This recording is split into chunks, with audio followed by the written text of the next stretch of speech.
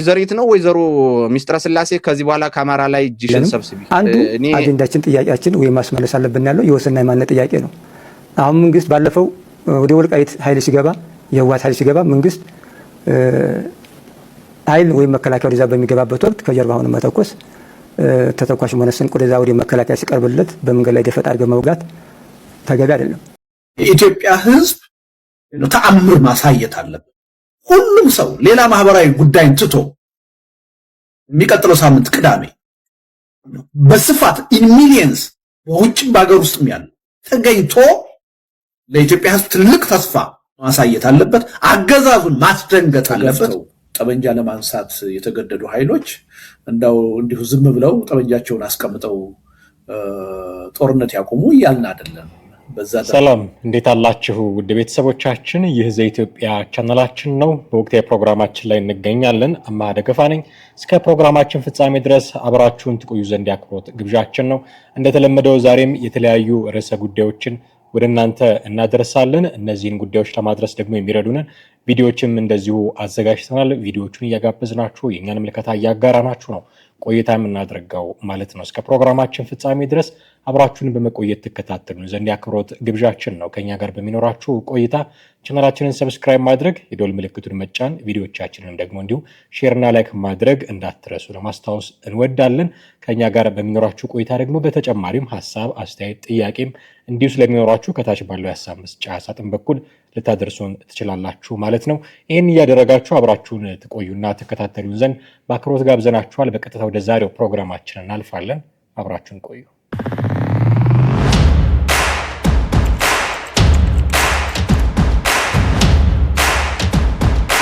ወደ መጀመሪያው ጉዳያችን እናልፋለን። ወደ ቤተሰቦቻችን በቅርብ ጊዜ ውስጥ እየተደረጉ ባሉ የምርጫ ክርክሮች ውስጥ አንዲት እንስት የኢሃፓ ወይ ደግሞ ትብብር ለኢትዮጵያ አንድነት በሚል የተቋቋመው የአራት ነው እንደዚህ ፓርቲዎች ውህድ ትብብር አይነት እዛ ውስጥ ዋና ጸሐፊ ሆና በጣም በተለያዩ የምርጫ ክርክሮች ላይ ሰፊ ተሳትፎ ያደረገች እና በጣም ደግሞ በማህበራዊ ሚዲያ ላይ የሚዘዋወሩ ቁርጥራጭ ክሊፖች ያሏት ሴት አለች። ሚስጥረ ስላሴ ታምራት ትባላለች። እቺን ሴት አስመልክቶ አሁን አንድ ጠንከር ያለ ትችት የሚሰነዝሩ ወገኖች ብቅ ማለት ጀምረዋል።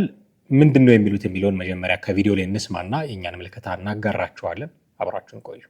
ዘሪት ነው ወይዘሮ ሚስጥረ ስላሴ ከዚህ በኋላ ካማራ ላይ ጂሽን ሰብስቢ እኔ ነባሩ ኢሃፓ አገር ቤት መግባቱን አላወኩም ነበር። ወጣት ስለሆነች ምናልባት ወጣት እንትኖች ናቸው ያዙት ምናልባት እስኪ ከመናገር ብዬ ነበር እኔ ጸጥ ብዬ ነበረው።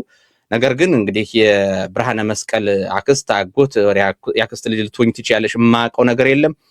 ከወያኔ እኩል በአማራ ላይ ከፍተኛ በደል የፈጸመው ኢሃፓና መይሶን የሚባሉ ደመጠጮች ናቸው። የአማራን አንሰላሳይ ትውልድ፣ የአማራን አሳቢ ትውልድ፣ የአማራን ምሁር፣ የአማራን ልሂቃን ድራሻቸውን ያጠፉት እነዚህ አካላት ተመሳጥረው ቀይ ሽብርና ነጭ ሽብር የሚባል መግደያ ተርም አዘጋጅተው ነው የጨፈጨፏቸው። ወደኋላ መለስ በሉና ስንት ቤተሰቦቻችን እንዳለቁ፣ ስንት ምሁራኖቻችን እንዳለቁ፣ እነማን እንዴት እንዳለቁ ቤተሰቦቻቸውን ጠይቁ ይነግሯቸዋል። ሰሩ የነበሩ የአማራ ምሁራን እንዳለ በሙሉ ያለቁት በእነዚህ ሁለት ቆሻሻ ስብስብ ነው። ቆሻሻ ራሱ አይገልጻቸውም።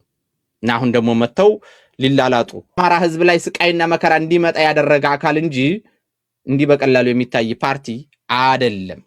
እንኳን አይደለም በዚህ ልክ ተላለጣችሁ ይቅርና ጥጋችሁን ብትይዙ የተሻለ ነው። እንደሰማችሁት እንዲህ አይነት ከአማራ ላይ እጅሽን አንሺ የሚል ማስፈራሪያ አይነት ነገር ነው ትችት ሲቀርብባት እየሰማ ነው። ከአማራ ላይ እጅሽን አንሺ የሚለው ነገር የመጣው ለምንድን ነው? ኢሃፓ የወጣቶች ይመስለን ነበረ። ያኔ እንግዲህ ኢሃፓ በደርግ ዘመነ መንግስት የነበረውን ሁኔታ ታውቃላችሁ።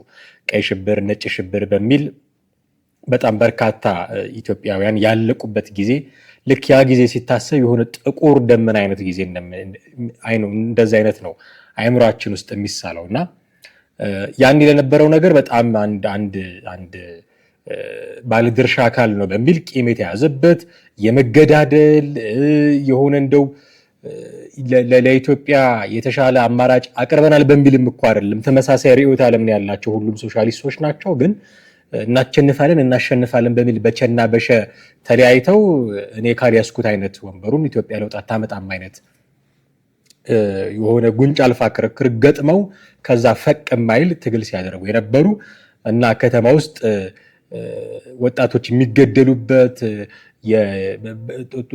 ጠዋት ስትነሱ አስክሬን በር ላይ ተጥሎ የምታገኙበት አስክሬኑን ለመውሰድ የጥይት ክፍያ የምትጠየቁበት ዘመን ነበር። ይሄ እንዲሆን ኢህአፓ ድርሻ ነበረው የሚል አመክንዮ ያላቸው ሰዎች አሁን ያለውን ኢህአፓን ወጣቶች ናቸው እነዚህ ያኛው ነገር ብዙም የማይመለከታቸው ናቸው፣ ስለዚህ የሆነ ሩም ልንሰጣቸው ይገባል የሚል ምልከታ ነበረን ነው የሚሉት።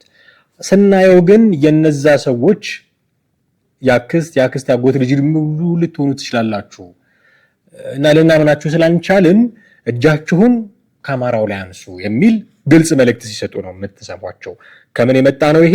ያን የነበረው ስርዓት አማራው ላይ እንደዚህ አይነት ነገሮች አድርጓል ብሎ ሲዘረዝራቸውን ነገሮች በሙሉ አድርጓል በሚል እኔ ማንሳት የፈለኩት የቂም ፖለቲካ አሁንም አልቀረም ማለት ነው። የቂም ፖለቲካ አሁንም አልቀረም። አንዳንድ ጊዜ ያን የነበሩት ሰዎች ባደረጉት አሁን ያሉት ለምን ዋጋ ይከፍላሉ በሚል አመክንዮ የሚያነሱ ሰዎች ጭምር ነው ይሄንን የሚሉት። ለምሳሌ አጤ ምኒልክ እንዲህ አድርገዋል ብለው የሚተቹ ሰዎች የዛ አርሲ ላይ የተቀመጠውን የአኖሌ ሐውልት ለማቆም የደፈሩ ሰዎች ብዙ እንደሚሉ እናውቃለን። አሁን አጤ ምኒልክ እንዲህ አድርገዋል አላደረጉም የሚለው ለታሪክ ተመራማሪዎች እንተውና ያላደረጉም ብዬ አምናለሁ። አድርገዋል ብሎ የሚያምን ሰው ሊኖር ይችላል። ለታሪክ ተመራማሪዎች እሱን እንተው። ያደረጉትን የሆነውን የተፈጸመውን የታሪክ ተመራማሪዎች እኛ ሀገር ታሪክም የፖለቲካ መለያያ ሆኖ አስቸግሮ አቢዩዝ ስለሚደረግ እንደው ታሪክ ምሁራንም ግልጹን ነገር ይነግሩናል ብሎ መጠበቅ ትንሽ ሞኝነት ቢሆንም ግን ስራው የኛ አይደለም፣ የታሪክ ምሁራን ስራ ነው። እነሱ በሳይንቲፊክ ሜተድ ሄደው አጥንተው እንዲህ ነው የሆነው ይበሉን። ባይሉንም ችግር የለውም። ያኔ የነበረው ነገር አሁን መማሪያ ካልሆነ በስተቀር አሁን ለኢምፓክት ካለው ቢቀርም ዛትማች ኢምፖርታንት ነው ብዬ አላስብም። ነገር ግን እሺ አደረጉት ያን የተባለውን ነገር አጤ ምኒልክ አድርገውታል ተብሎ ቢታመን እንኳን ያኔ ያሉት የነበሩት አጤ ምኒልክ ላደረጉት እኛ ዋጋ መክፈል አለብን ነው የሚል ካውንተር አርጊውመንት ይሰራሉ እነዚህ ሰዎች። ይሄ ካውንተር አርጊውመንት ለነ ሚስጥረ ስላሴ ለምን አይሰራም? ሚስጥረ ስላሴ በዛ ጊዜ አልነበረችም። እዛ ጊዜ የነበሩ ሰዎች አጎቷም ይሁኑ አክስቷ ለምን እናት አባቷ አይሆኑ? በዛ ጊዜ አልነበረችም። ስለዚህ አሁን ያለው የኢትዮጵያ ፖለቲካ ውስጥ ኢንቮልቭ ማድረግ ትችላለች፣ መብቷ ነው። ኢህአፓም ትሁን ስትፈልግ ኢህአዴግም ትሁን ስትፈልግ የፈለገችውን ትሁን መብቷ ነው። ምንድነው እጅሽን ከአማራ ላይ አንሺ ማለት? አንድ ሁለተኛ፣ ይሄ የቂም ፖለቲካ ቂም ከቋጠርክ ለአንተ ድምጽ የሆነው አካል ላይ ሁሉ እንደምትቋጠር ማሳያ። ለአንተ ድምጽ የሆነው ሁሉ አሁን ሚስጥረ ስላሴ ማለት እንደውም የምትታቸው ፋኖን ታበረታታለች በሚል ጭምር እኮ ነው። ፋኖን ታበረታታለች፣ ለውጊያ አመክንዮ ያላቸው ፋኖች ትላለች የሚል ክስ እኮ ሲቀርብባት በተደጋጋሚ ጊዜ እንሰማለን። እነዚህ ሰዎች ደግሞ ቀንደኛ የፋኖ ደጋፊዎች ናቸው። ፋኖን እየደገፈችልህም ቢሆን ፖለቲካ የቂም ፖለቲካ ከሆነ ግን ድምጽ የሆነህን አካል ሁሉ እንዲህ ባለ መልኩ ትቃወማለህ ማለት ነው። ፖለቲካችን ሐሳብ ላይ ካልተመሰረተ በስተቀር እንዲህ አይነት ጉዳዮች አይቆሙም። ፖለቲካችን ሐሳብ ላይ መመስረት አለበት። ፖለቲካችን ርዕዮተ ዓለም ላይ መመስረት አለበት። ቂም በቀል ላይ መመስረት የለበት። ቂም በቀል ላይ ከተመሰረተ ማንም የማንንም ደግ ማየት አይፈልግም። ሁሉም ክፉውን ነው የሚያየው። አንድ የረባ ነገር ብታደርግ የቆየ ቂሙን አስታውሶ አንተን እንቅፋት ሊሆንብህ ነው የሚጠራው እንጂ ለሀገር የሆነ አስተዋጽኦ አለው ብሎ ሊደግፍ አይችልም። ስለዚህ ፖለቲካችን ቂም በቀል ላይ ሲመሰረት ይህንን ነገር ነው ፌስ የምናደርገው። ቂም በቀል ላይ የተመሰረተ ፖለቲካ ሀገር አያሻግርም። ቂም በቀል ላይ የተመሰረተ ፖለቲካ ትውልድ አያድንም። ቂም በቀል ላይ የተመሰረተ ፖለቲካ ለማንም ምንም አይጠቅምም። ለማንም ምንም አይጠቅምም። ፖለቲካችን ሐሳብ ላይ ሲመሰረት ነው ሀገር የሚሻገረው። ሐሳብ ላይ ሲመሰረት ነው ትውልድ የሚድነው። ሐሳብ ላይ ሲመሰረት ነው ሁሉም ጥቅም የሚያገኘው። ርዕዮተ ዓለም ላይ ሲመሰረት የኔ ርዕዮተ ዓለም እንዲህ ነው ብሎ ተከራክሮ ሐሳቡ በልጦ አሸንፎ ገዢ ሆኖ ከዛ ሀገር ሲመራ እሱ ነው ትውልድ የሚያድነው። እሱ ነው ሀገር የሚያሻግረው። እሱ ነው ሁላችንንም የሚጠቅመው። ነገር ግን ፖለቲካችንን ቂምና በቀል ላይ የመሰረትን ጊዜ እንዲህ አይነት ነገሮችን ነው ፌስ የምናደርገው። ሚስጥረ ስላሴ ጥይት ተኩሳ የገደለችው ወጣት የላትም። ሚስጥረ ስላሴ ነጭ ሽብር ይፋፋም ቀይ ሽብር ይፋፋም ብላ መፈክር ጽፋ አብዮት አደባባይ ላይ ወጣ ሰልፍ አላደረገችም። ሚስጥረ ስላሴ የከተማ ውጊያ ላይ አልተሳተፈችም።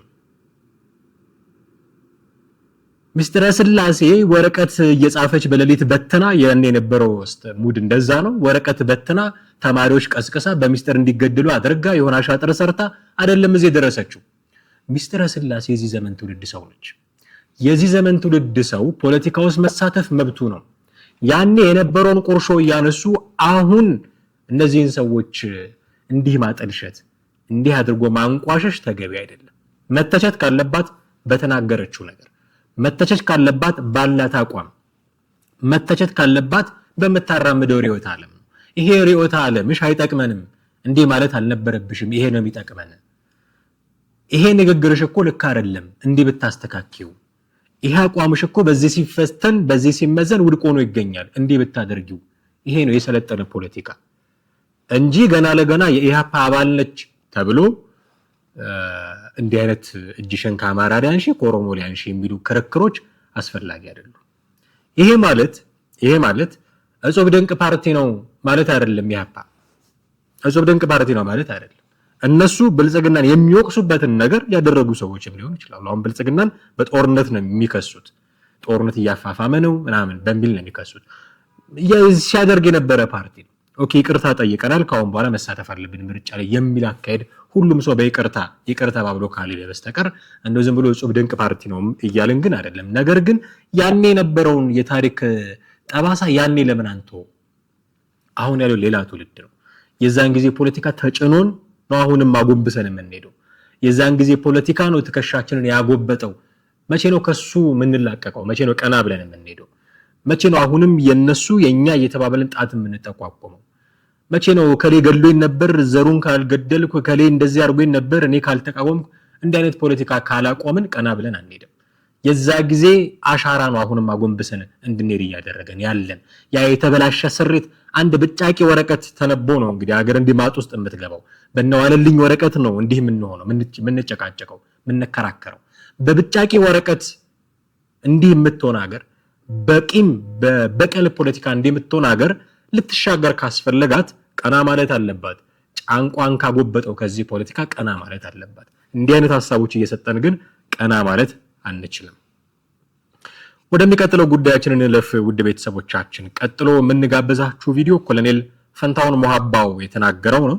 ኮሎኔል ፈንታሁን ሞሃባው ከመንግስት ጋር ድርድር አድርጌ በሰላም ከመንግስት ጋር ለመስራት ገብቻለሁ ብሎ ከወራት በፊት ከነ ማስረሻ ሰጤ ጋር አሁን ከመንግስት ጋር የሚሰራ ሰው መሆኑን እናውቃለን።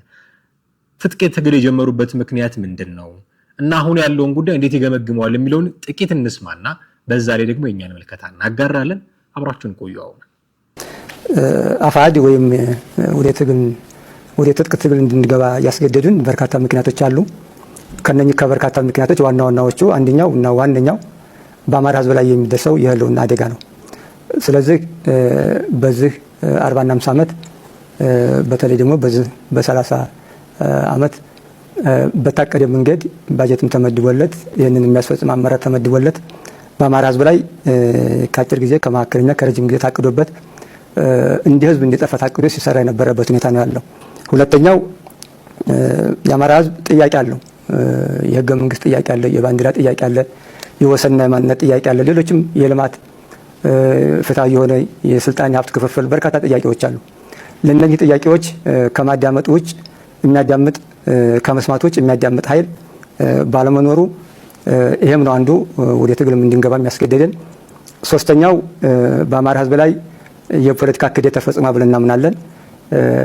ባለፈ በነበረው በኢህአዴግ ጊዜ በነበረው የትጥቅ ትግል የአማራ ህዝብ ኢህአዴግ ወደ አዲስ አበባ እንዲገባ በማድረግ ወይም ደግሞ ለደርግ ውድቀትም በማፋጠንም የራሱ ልክ እንደ ሌሎች ህዝቦች የራሱን ሚና የራሱን ድርሻ አበርክቷል።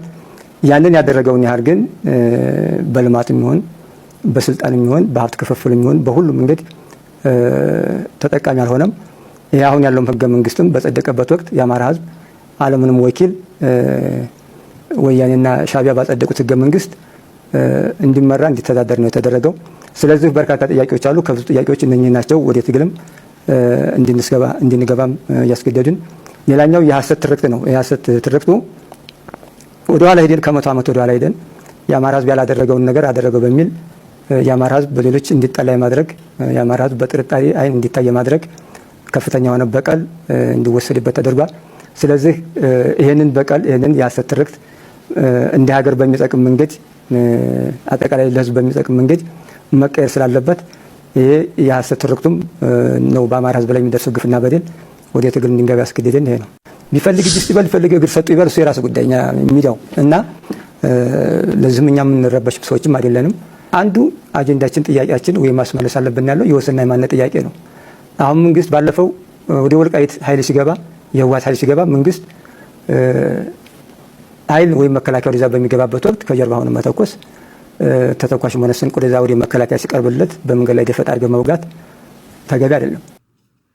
እንደሰማችሁት ወደ ትጥቅ ትግል ለመግባት ምክንያት የሆኑ ነገሮች ብሎ ያብራራቸው ነገሮች አሉ። ኮሎኔል ፋንታሁን ሞሐባው የህልውና አደጋ ነበረበት አማራው ይላል። የህገ መንግስት ጥያቄዎች አሉ ይላል እና የባንዲራ ጥያቄም አለን ይላል። በፖለቲካ እኩል የመሳተፍ የሀብት ክፍፍል የመሳሰሉትን ጉዳዮች ያነሳል። ሁለቱን ጉዳዮች እናንሳ። የባንዲራ ጉዳይና የማንነት እና የወሰን ጥያቄ ጉዳዮችን እናነሳለን። እኔ የህልውና ትግል የህልውና ጉዳይም አለብኝ ብሎ የህገ መንግስትም ጥያቄ አለብኝ ተብሎ ትጥቅ ትግል ውስጥ መገባቱን አልደግፍም። አይ ጉዳዩ የህልውና ነው፣ ስለዚህ በትጥቅ ትግል ካልሆነ አልፈታውም ብሎ የገቡትም እሺ ይሁን። ሰው እንዴት ብሎ ነው ለባንዲራ ጥያቄ መሳሪያ የሚያነሳው የሚል ግን በጣም ጥያቄ አለ። ባንዲራ ማለት የሀገር ምልክት ማለት ነው። የሀገር ምልክት ነው። ነጭ ሊሆን ይችላል፣ ጥቁር ሊሆን ይችላል፣ አረንጓዴ ቢጫ ቀይ ሊሆን ይችላል፣ ሰማያዊ ቡኒ ምናምን ሊሆን ይችላል። እስከተስማማህ ድረስ የሚወክለኝ ይሄ ነው እስካልክ ድረስ ያንተን ውክልና ያንተን የዝርዝር ሐሳብ የሚወክለው ይሄ ቀለም ነው እስካልክ ድረስ ነገ ከነጎዲያ ቢጫ ብቻ ሊሆን ይችላል ባንዲራው who cares?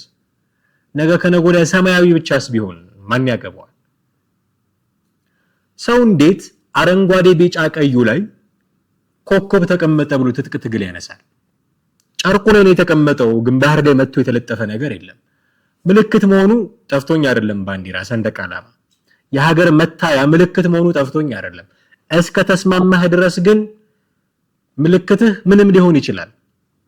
ሀገርን የሚበጠብጥ ከሆነ አረንጓዴ ቢጫ ቀዩን ትተን ነጭ ብቻ ብናደርገው ሀገር ሰላም ከሆነ ምን ችግር አለው? እንዴት ነው ሰው ለጨርቅ ብሎ ህይወቱን የሚያጣው? ለምሳሌ ባለፉት ዓመታት ጥምቀት በዓል ሲከበር በባንዲራ የተነሳ ሰዎች ሲሞቱ እንደነበረ ታስታውሳለህ። ከዛ አንድ ዲያቆን ብርሃኑ አድማስ ይመስለኛል የቤተ ክርስቲያን ባንዲራዋ መስቀል ነው እያለ ሲሰብክ ነበር። ለጨርቅ ብለው ግን ህይወታቸውን የሚሰው ሰዎች ነበሩ። ወይ ብላ እንደዚህ ከ3 ነው ከ4 ዓመት በፊት የሆነውን ታስታውሳላችሁ። ወጣቶች ተገድለው ነበር በባንዲራ ምክንያት። ይሄን ባንዲራ እንይዛለን ይሄን ባንዲራ እንይዝም በሚል። በአገር ደረጃም ብታዩት እንደዛ እስከ ተስማማን ድረስ ባንዲራችን ከለርለስም ሊሆን ይችላል። እውነት ለመናገር በቃ የሚገልጸን ይሄ ነው፣ የኛ ባንዲራ ይሄ ነው፣ ኢትዮጵያን የሚወክላት ይሄ ነው እስካልን ድረስ ምንም ሊሆን ይችላል ባንዲራው። ለባንዲራ ተብሎ መሳሪያ ይነሳል ወይ ህይወት ይገበራል ወይ የሚል ጥያቄ ማንሳት ያስፈልጋል። ኦኬ፣ ሌላኛው ምክንያታቸው ምንድነው? ማንነት ወሰን ጥያቄ። ይህንን ጥያቄ አስመልክቶ ኮሎኔል ፋንታሁን የተናገሩት ነገር ጥያቄያችን የወሰንና የማንነት ነበረ፣ ይሄንን ሊፈታልን መንግስት ኃይል ሲያስገባ ከጀርባ መውጋታችን ልክ አይደለም ብለው እነ ዘመነ ካሴ ላይ ክስ ያቀርባል። በቅርቡ የሆነውን ነገር ታስታውሳላችሁ። ማነው ቲፒኤልኤፍ ወደዛ አካባቢ ኃይል ማስገባት ፈልጎ ሙከራ ሲያደርግ እንደነበረ ራሳቸው ሌተናንት ጄኔራል ታደሰ ወረደ አምነው ተናግረዋል በግልጽ። ይሄ ነገር ሲሆን ከጀርባው ለመውጋት ሙከራ ያደረጉ ሰዎች እንደነበሩ ነው የሚናገሩት። ይሄ ልክ አይደለም፣ ጥያቄያችን የማንነት ነበረ፣ ጥያቄያችን የወሰን ነበረ። ይሄን የማንነትና የወሰን ጥያቄ ቀርጥፈው የበሉ ፋኖች አሉ አሁን ከቲፒኤልኤፍ ጋር ለመስማማት በሚል ምክንያት ማለት ነው። እኔ የማንነት ጥያቄ አንገብጋቢ ጥያቄ ነው የሚል እምነት የለኝም። በኢትዮጵያ ፖለቲካ አሁን ባለው ነባራዊ ሁኔታ አንገብጋቢ ጥያቄ ነው የሚል እምነት የለኝም። ኢትዮጵያ የምትባል ሀገር ውስጥ እስካለ ድረስ እዛም ክልል ሆነ እዚህም ክልል እኔ ልዩነቱ አይታየኝም። ሁለቱም ክልል ጋር ሆኖ ሪሶርሱን እኩል በአግባቡ መጠቀም እስከተቻለ ድረስ የመብት ረገጣ እስከሌለ ድረስ የህልውና የሰብአዊ መብት ጥሰት እስከሌለ ድረስ የትም ክልል ቢሆን ችግር የለብኝም። ሲጀመር አከላለሉንም ስለምቃወም እኔ በቋንቋ መሆኑ አከላለሉም ብዙ ምቾት ስለማይሰጠኝ የማንነት ጥያቄው ራሱ አሁን አንገብጋቢ አይደለም ብዬ ነው የማምነው። ግን አንገብጋቢ ነው ብለው ጫካ የገቡ ሰዎች አሁን ለነሱ አንገብጋቢ አይደለም። ሲገቡ ጫካ አንገብጋቢ ጥያቄያችን የማንነት ጉዳይ ነው፣ የወሰን ጉዳይ ነው ብለው ነው ህዝብ የሰበሰቡት። በዚህ ነው። አሁን ግን ስታያቸው ይህንን የሚያምኑበት ሰዎች ሆነው አልተገኙም። ስለዚህ ማስጠንቀቂያ እያስተላለፈ ያለው ኮሎኔል ፋንታሁን ሞሀባ ስንገባ ሌላ ዓላማ ነበረን፣ አሁን ግን ያዝነው ዓላማ ሌላ ነው። ኢቭን ይህንን ዓላማ ሊያሳክልን የሚችል እንቅስቃሴ መከላከያው ሲያደርግ የምንወጋው ሆነናል። ከዓላማችን ጋር እየተጣላን ነው። ይሄ ቀጥታ እነ ዘመነ ካሴን የሚመለከት ትችት ሆኖ ነው የምናገኘው። ሌላኛው ጉዳያችንን እንመልከት። የአቶ ልደቱ አያሌው ሰሞነኛ ጉዳይ ነው። አቶ ልደቱ አያሌው ሰው ማህበራዊ ጉዳዩን ጭምር ትቶ ሰልፋችንን ሊከታተል ይገባል የሚል ቅስቀሳ እያደረገ ነው። ጥቂት ሰምተን ነው እንመለስ። የኢትዮጵያ ህዝብ ተአምር ማሳየት አለበት።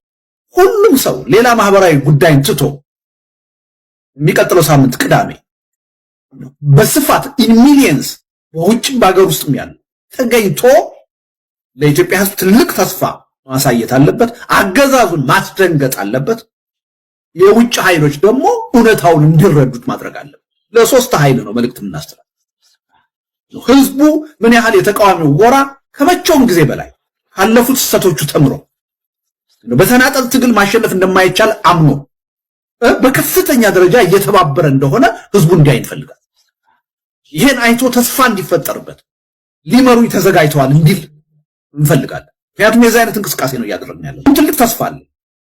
ሁሉም ሊባል በሚችል ደረጃ እርስ በርስ መተያየት የማይፈልጉ ኃይሎች ሁሉ ዛሬ ተቀራርበው እየተነጋገሩ አብረው ለመስራት እየወሰኑ እከሌ ቀርቷል በማትለው ደረጃ አሁን በዚህ መድረክ ላይ ሰላማዊ ትግል የሚያምኑ ሀገር ውስጥ ያሉ ውጭ ሀገር ያሉ ኃይሎች ይሳተፋሉ። በትጥቅ ትግል የሚያምኑ ወንድሞቻችን ይሳተፋሉ። ሲቪክ ማህበራት ይሳተፋሉ። የሃይማኖት አባቶች ይሳተፋሉ። ሁሉም እዚህ ላይ የብሔር ልዩነት የለም፣ የርዕዮተ ዓለም ልዩነት የለም፣ የሃይማኖት ልዩነት የለም። የሀገርና የህዝብ ህልውና ጉዳይ ነው። የገጠመን ችግሩ የጋራ ነው። ሁላችንንም ለማጥፋት እየተረባረበ ያለው መንግስት ነው። ይሄን ኃይል መታገል አለብን ብሎ ወስኑ። ይሄን ህዝቡ እንዲያየው፣ ህዝቡ ብቻ አይደለም የመንግስት የብልጽግና መዋቅር ይሄን እንዲያይ እንፈልጋለን። ወዴት አቅጣጫ እየተሄደ እንደሆነ እንዲረዳ እንፈልጋለን። እንደሰማችሁት ነው። ማህበራዊ ጉዳዩን ትቶ ይከታተለን ቁጭ ብሎ በበይነ መረብ ቁጭ ብሎ ይከታተለን እያለ ኦኬ። ምን ስትሉ ነው የሚከታተላችሁ? ምን ስትሉ ሽግግር ያስፈልጋልም አያስፈልግምም ስትሉ ዝም ብሎ ይከታተላችሁ? ልደቱ አያሌው የሰሞኑ መነጋገሪያ ሆኗል። ለምታውቁት በጣም የምጠላው ሐሳብ ነው ሽግግር። መንግስት ያለበትን አንደበቱን ይቅርታም ምንም ሳይጠይቅ ሐሳብ ቀይር ያለውም ሳይል ሽግግር ያስፈልጋል እያለ ይሄንን ነው ወይም ይሰማው የሥራ ጉዳዩን ትቶ ህዝቡ ተሯሩጦ ካልሰራ ኑሮውን እንደምታዩት ነው። በኑሮ ውድነት መንግስትን ተወቅሶ የለም። እንደምታዩት ነው ኑሮውን ተሯሩጦ ካልሰራ በእግር ሂድ እየተባለ ነው። እንደምታውቁት ነዳጅ ጠፍቶ ነዳጅ ተወዶ ቁጭ ብሎ እናንተን ይከታተል። ሲከታተላችሁ የረባ ነገር እንኳን በትነግሩት አንድ ነገር ነው። አንዴ የሽግግር መንግስት ያስፈልጋል፣ ሌላ ጊዜ አያስፈልግም እያላችሁ ለምትደሰኩሩት ዲስኩር ቁጭ ብሎ ይስማችሁ። ማህበራዊ ጉዳዩን ትቶ ምኑ ነው ማህበራዊ ጉዳዩን ትቶ እናንተን የሚከታተላችሁ? ሰው ትንሽም ቢሆን አረፍ የሚለው በማህበራዊ ጉዳዩ ነው። በነገራችን ላይ ኢትዮጵያ ውስጥ እንደምታውቁት የስነ ልቦና አማካሪዎች በብዛት ያሉበት ሀገር አይደለም። ቢኖሩም ሰው ወደዛ ሄዶ የምክር አገልግሎት የማግኘት ልማዱ እምብዛም ነው። ከአንዳንድ ቀውሶች ሂል የሚያደርገው በማህበራዊ ጉዳይ ሲገናኝ ነው። ቡናም ሲጠጣ እቁብም እድርም ላይ ነው። እሱን ትቶ እኛን ይከታተልን እያላችሁ ነው። የኛ ሀገር ፖለቲካ ደግሞ ቀውስ የሚሸጥ ፖለቲካ ነው። ቀውስ የሚያቀጣጥል ቀውስ ፈብርኮ የሚሸጥ ፖለቲካ ነው እና ቀውስ ይከታተል ቁጭ ብሎ ዜና መስማት ለጤና ጠንቅ የሆነበት ፖለቲካ ነው ያለን እኛ ሀገር። ተዘቅዝቆ ተሰቀለ፣ ነደደ፣ ጨሰ፣ የሆነ ነገር ሆነ የሚባልበት ፖለቲካ ነው። ትመጣና አንተ መንግስትን ገልብጥ የሚል ሰልፍ ታደርጋለህ ማህበራዊ ሚዲያ ላይ። እሱን ቁጭ ብሎ ይከታተል። ጤናውን ይፈልገዋል። ማህበራዊ ጉዳዩ እናንተ ፊድ ካደረጋችሁት ፖለቲካ የሚያርፍበት ጉዳዩ ነው። ማህበራዊ ጉዳዩ ሂል የሚያደርግበት ጉዳዩ ሲሰበሰብ ቡና ሲጠጣ ሲሰበሰብ እድርም ይሁን እቁብም ሲሰበስብ የሚያወራው ሂል ለማድረግ ነው። ከጭንቀቱ ለመረጋጋት ጭምር ነው። ሲያወራ ሲተነፍስ የሚሰማው ይፈልጋል። እናንተ ምንለውን ብቻ ስሙን ነው የምትሉት። የሚያወራውን መች ሰምታችሁ ታውቃላችሁ? ቁጭ ብለ ተከታተለን ቁጭ ብላችሁ መች ሰምታችሁ ታውቃላችሁ? ይሄ ሁሉ ነገር የሚሆነው ደግሞ አቋም ሳትይዙ ነው። ይሻላል አይሻልም የሽግግር መንግስት የሚለው ላይ አቋም ሳትይዙ መጀመሪያ አንድ የረገጠ ሐሳብ እንኳን የላችሁም። ይሄንን ነው ማህበራዊ ጉዳዮችን ትታችሁ ተከታተሉን የምትሉት። ሌላ ጊዜ ያስፈልጋል የምትሉትን አሁን ደግሞ ያስፈልጋል የምትሉትን የሽግግር መንግስት ቁጭ ብሎ እንዲሰማ የምትጠብቁትን ህዝብ አገዛዙን ማስደንገጥ አለበት ትላላችሁ። ኦኬ እስካሁን አልደነገጠም ማለት ነው። እስካሁን አልደነገጠም ማለት ነው። የትጥቅ ትግል ታጋዮቹ አላስደነገጡትም። የእናንተ የባለፈው የበየነ መረብ ምድራን ቅጥቅጥ ያላችሁት ትዕይንተ ህዝብ አላስደነገጠውም። የምትተቹት ትችት፣ የምታቀርቡበት ወቀሳ፣ የምትጽፉት ጽሁፍ ሁሉ አላስደነገጠውም። ስለዚህ አስደንግጡልን እያላችሁት ነው ህዝቡ። አስደንግጡልን። እስካሁን አለመደንገጡን ማወቃችሁ በራሱ አንድ ትልቅ አፕግሬድ ነው ማለት ነው በአስተሳሰብ ደረጃ። ስለዚህ አስደንግጥልን እያላችሁት ነው። ሃይማኖታችሁን፣ ብሔራችሁን፣ ልዩነታችሁን ትታችሁ አንድ ሆናችሁ አስደንግጡልን እያላችሁ ነው። ኦኬ ሁሉን ትቶ አንድ መሆን መተባበር ጥሩ ነው፣ ግን አልደነገጠላችሁም። እስካሁን በሆናችሁት ሁናቴ አልደነገጠላችሁም። ስለዚህ ዓላማችሁ አገዛዙን ማስደንገጥ ነው። ሲደነግጥ ፓኒክ ያደርጋል። በዛ መሃል እናንተ የምታደርጉትን ለማድረግ ነው ፍላጎታችሁ ማለት ነው። ትልቁ ነገርን አለመደንገጡን ማወቃችሁም አንድ ትልቅ ነገር። ከዛ ምን ይላሉ አቶ ልደቱ አያሌው? ሊመሩን ተዘጋጅተዋል ብለው ማመን አለባቸው ይላሉ። እንዴት እንመናችሁ? ሊመሩን ተዘጋጅተዋል እንዴት እንመናችሁ? ጀዋር መሐመድ፣ ልደቱ አያሌው፣ ይልቃል ጌትነት፣ ሕዝቅኤል ጋቢሳ እና ምን ዘለቀ ምናምን ተባበራችሁ ተሰባስባችሁ መጣችሁ የኢትዮጵያ ሕዝብ ይመራናል ብሎ እንዴት ይመናችሁ? ይሄንን ስብስብ ይመራናል ብሎ ከዚህ በፊት እኔን ከማመን ውጪ ምርጫ የላችሁም ብሎ ነበር ልደቱ አያሌው። በቃ ምርጫ ስለሌለን እንመን። እንዴት እንመን? ሊመሩን ተዘጋጅተዋል እንዴት እንመን? ትላንት የተናገራችሁትን ዛሬ የካዳችሁ እንዴት እንመን? አሁን የሽግግር መንግስት ሀገሪቱን የሚያድናት ትላላችሁ። እርግጠኛው እኛ እንደ ነገር ደናገር በዚህም ማለ በዛ ስልጣን ላይ ብትወጡ የሽግግር መንግስት ብሎ ሌላ ስብስብ ሐሳብ ቢያመጣ ያንን የተፋችሁትን መልሳችሁ ትልሱታላችሁ። ምትጠየፈው ነገር ነው የሽግግር መንግስት ያላችሁትን ብሏል አቶ ልደቱ አያሌው። ዘገባችን ላይ ከ2 ወይ 3 ቀን በፊት ሸፍነነዋል። ልትከታተሉት ትችላላችሁ። በጣም የምትጠየፈው ሐሳብ ነው የሽግግር መንግስት ብሎ እሱ የሚጠየፈው ሐሳብ አሁን መንግስትን እንዲቀይርለት ለማስቻል እየተጠቀመበት ነው ልደቱ አያሌው። ነገ ከነገ ወዲያ ይህንን ስልጣን ቢይዝ ደግሞ መጠየፉን እንደገና መጥቶ ሲያራግብ ልታዩት ትችላላችሁ። እንዴት እንመናችሁ? ዛሬ ስልጣን ላይ ብትወጡ ነገ አንወርድም ብትሉስ? ዛሬ ሽግግር መንግስት ያስፈልጋል ያላችሁት ነገ ያስፈልጋል ስትባሉ አያስፈልግም ብትሉስ? እንዴት እንመናችሁ? ተስማምታችሁ ተመሩናላችሁ ብለን እንዴት እንመናችሁ? በሐሳብ የበላይነት ታምናላችሁ ብለን በሐሳብ የበላይነት የምታምኑ ቢሆን ኖሮ መንግስት ጦርነት ያቁም፣ ፋኖ ግን አያቁም አትሉም ነበረ። እንደዛ ነው ያላችሁት። አልዋሸንም። ይሄው ማስረጃችን ተከታትለን እንመለስ። ሐሳቡም ጦርነት ይቁም፣ ሰላም ይስፈን፣ ከምርጫ በፊት ሽግግር ይምጣ የሚለው ለማንኛውም ሰው ገዢ ሐሳብ ነው። ይሁን እንጂ አንዳንዶች እንደ ስጋት የሚቆጥሩት አሁን በኢትዮጵያ ውስጥ እልህ አስጨራሽ የሆነ ህልውናን የማስከበር ትግል እየተደረገ ነው። ይሄንን የህልውና ትግል የሚያደርጉ አካላትን ባላችሁበት ቁሙ የሚል ነው ወይ ጦርነት ይቁም የሚለው መልእክት የሚል በተለያየ መልኩ ሁሉም በፈለገው መንገድ ነው የሚተረጉመው እና ከዚህ አንጻር ያላችሁት የህልውና ትግል እያደረጉ ያሉ አካላት ሰልፍ ዲፌንስ ተብሎ ይታመናል። እንግዲህ አንድ ሰው ጥቃት እየደረሰብኝ ነው ብሎ ሲያስብ ራሱን መከላከል፣ ያንን ራሱን የሚከላከልበት ሂደትን ተከላካዩ ክፍል ያቁም ነው ወይስ በአጠቃላይ የጦርነት ሁኔታዎች የሚያበቃበት ሁኔታ ይፈጠር ነው?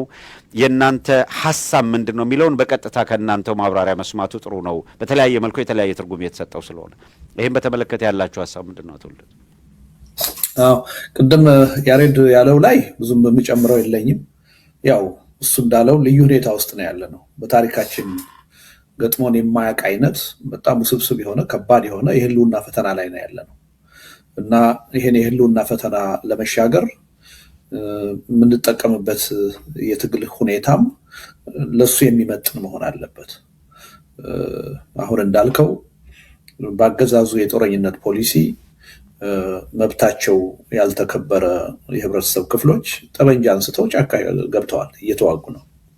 ግን ደግሞ የሀገሪቱ ዜጎች እነሱ ብቻ አይደሉም። በየከተማው በብዙ ሚሊዮን የሚቆጠር ህዝብ አለ። የተማረ የምንለው ከተሜ የምንለው ህዝብ በጣም ብዙ ነው።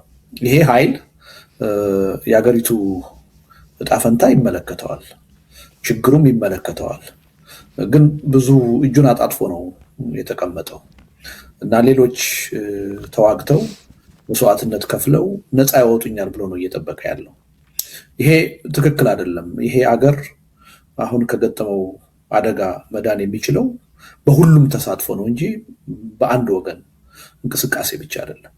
ስለዚህ እያንዳንዱ ኢትዮጵያዊ ይሄን የአገርና የህዝብ ህልውና ለመታደግ የኔ አስተዋጽኦ የኔ ድርሻ ያስፈልጋል ብሎ እንዲያምን እንፈልጋለን እንጂ ተዋጊዎች ብቻ መጥተው ነፃ ያውጡኝ ማለት ሞራሊም ትክክል ነው የሚል እምነት የለንም።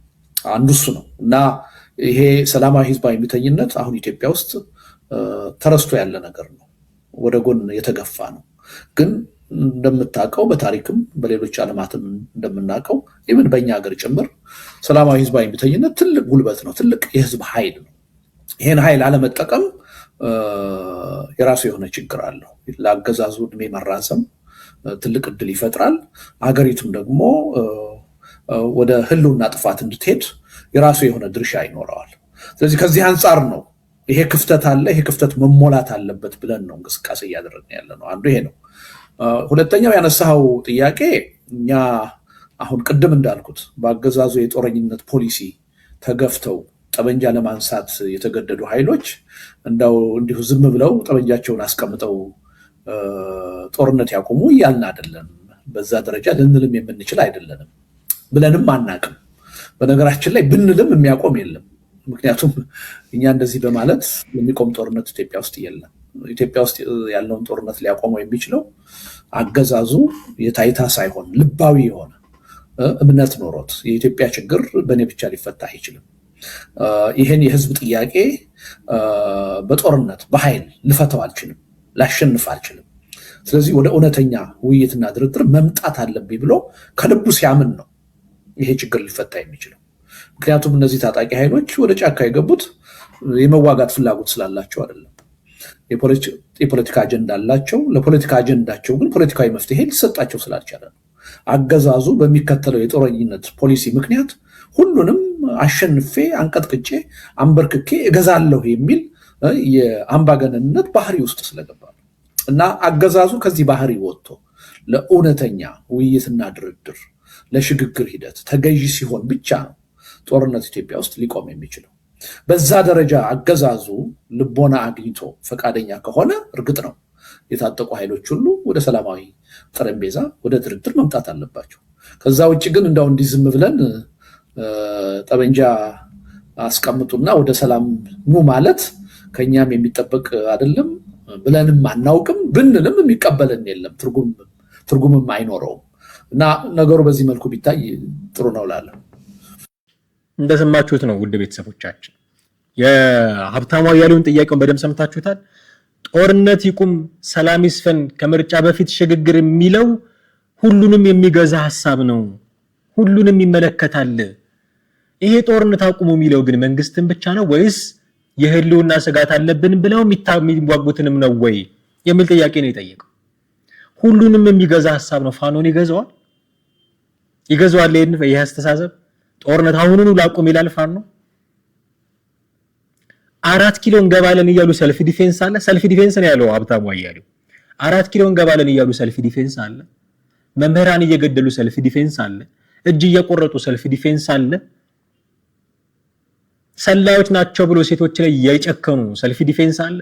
ምርጫ ተወዳደሩና እርምጃ እንወስዳለን እያሉ እያስፈራሩ መግለጫ እየሰጡ ሰልፍ ዲፌንስ አለ። ይሄ ራስን መከላከል ነው። በስነ ስርዓት ዓላማችን ስልጣን ነው ብሎ ዘመነ ካሴ ተናግሯል። በስነ ስርዓት የሚቃወመኝን በእሳት አቃጥላለሁ ብሎ በአፉ ተናግሯል። ይሄ ሰልፍ ዲፌንስ ነው? ይሄ ህልውና ትግል ነው? እና እነዚህ ሰዎች ሰልፍ ዲፌንስ ላይ ስለሆኑ ጦርነት አቁሙ የሚለው ይመለከታቸዋል ወይ ብሎ ጨነቀው ሀብታሙ አያሌው እና ጠየቀ ልደቱ አያሌው። ልደቱ አያሌውም ተናገረ፣ መንግስት ያቁም፣ እነሱ ግን አያቁሙ። ሰላም ይስፈን ማለታችን እነሱ ያቁሙ ማለታችን አይደለም። የኛ ሰላማዊ ትግል የነሱ ትግል እነሱ እሱ ብቻ አይደለም መንገዱ፣ ሰላማዊ መንገድ ትግልን መንገድ ነው፣ ተባብረን እናሸንፍ ነው ምንለው እንጂ ያቁሙ እያልን አይደለም። ምን አይነት አመክንዮ ነው? ለምንድነው መንግስት ያቁም እነዛ ያቁሙ ምትሉት ብላችሁ ስጠይቋቸው መንግስት እኮ ንግግር አይፈልግም ይሏቸዋል። አይ እንነጋገር ብሏል እኮ ውሸቱን ነው። እናንተ እውነታችሁን ነው። የእናንተ ንግግር ሲሆን እውነት፣ የመንግስት ንግግር ሲሆን ውሸት። ተነጋግራችሁ መች ሞከራችሁት? እንደኛም ኤክስፒሪየንስ እንቁጠር። ማስረሻ ሰጤ ተነጋግሮ ሰላም አልጀመረም። ኮሎኔል ፋንታውን መሐባት ተነጋግሮ ሰላም አልጀመረም። አሁን ማን ነው የገባው? ኮማንደር ፍቅሩ ሙልዬ ሰላም አልጀመረ። ውሸቱን ነው። መንግስት አሰራቸው፣ ገረፋቸው፣ ሚስጥር አውጡ ብሎ ወፊላላ ገረፋቸው ይሆን? ምንድነው ውሸት? ምንድነው እውነት? እናንተ ያለው እውነት መሆኑን በምን ማረጋገጥ እንችላለን? ሴራ ለመኖሩ ከጀርባችሁ በምን ማረጋገጥ እንችላለን?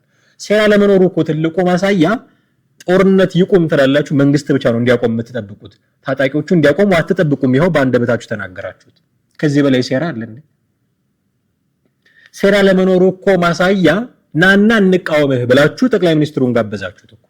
እንቃወምህ ናና በአደባባይ አገዛዙ እንደዚህ ይሁን እያልን እንተችህና ብላችሁ እኮ በጠራችሁት። ከዚህ በላይ ሴራ አለ እንዴ? እንነጋገር ብላችሁ አይደለም የጠራችሁት። እንወያይ፣ ሐሳባችሁን አቅርቡ ብላችሁ አይደለም።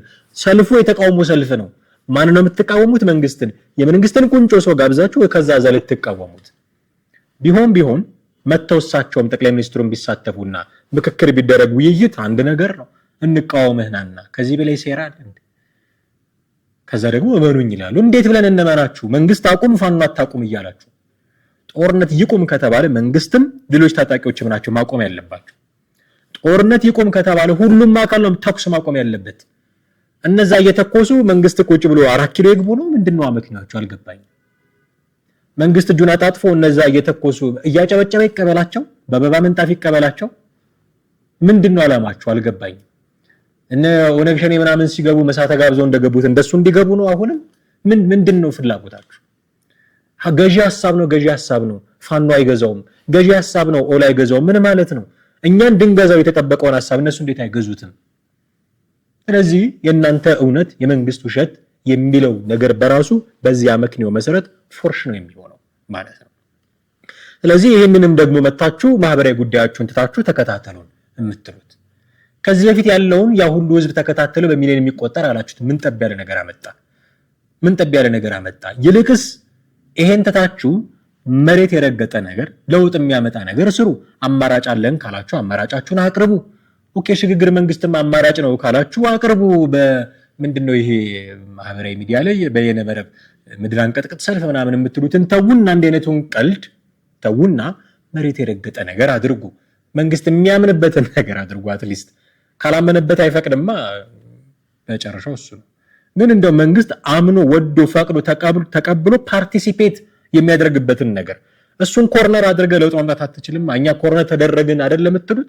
ኦኬ እናንተ ኮርነር ከተደረጋችሁና ለውጥ ካልመጣ መንግስትንም ኮርነር አድርጋችሁ ለውጥ አታመጡ። ምክንያቱም አሁን ሀገሪቱን እየመራ ያለ መንግስት ነው። ትልቅ ፓወር አለው። ይሄንን ፓወር ኮርነር አድርገ ለውጥ ልታመጣ አልችልም። ወደርንም ጠላንም ሀገር ችግር ላይ ናት፣ ጦርነት ላይ ናት፣ ኢኮኖሚ ቀውስ ላይ ናት፣ ኑሮ ውድነት ላይ ነች። ይሄንን ማለፍ ካስፈለገን ሁሉንም ፓርቲሲፔት ያደረገ መሆን አለበት። መንግስት ጦርነት አቁም እያልክ ሌሎቹን ጦርነት ግፉበት እያልክ ይሄው የሚሆን ነገር አይደለም። ስለዚህ ሁላችንም ጥንቃቄ አድርገን በዚህ ደረጃ ልናየው የሚገባ ጉዳይ ለማለት ነው። ውድ ቤተሰቦቻችን የዛሬው ፕሮግራማችን በዚህ መልኩ ማቅረብ ያስፈለገን እዚህ ላይ ማብቃት ይኖርብናል። ሐሳብ፣ አስተያየት፣ ጥያቄ እንደሚኖራችሁ ግልጽ ነው። የትኛውንም ሐሳብ በጨዋነት ብትልኩልን እንቀበላለን፣ እናስተናግዳለን። የዛሬው ፕሮግራማችንን እዚህ ላይ እናበቃለን። አማሃ ደግፋ ነበርኩኝ።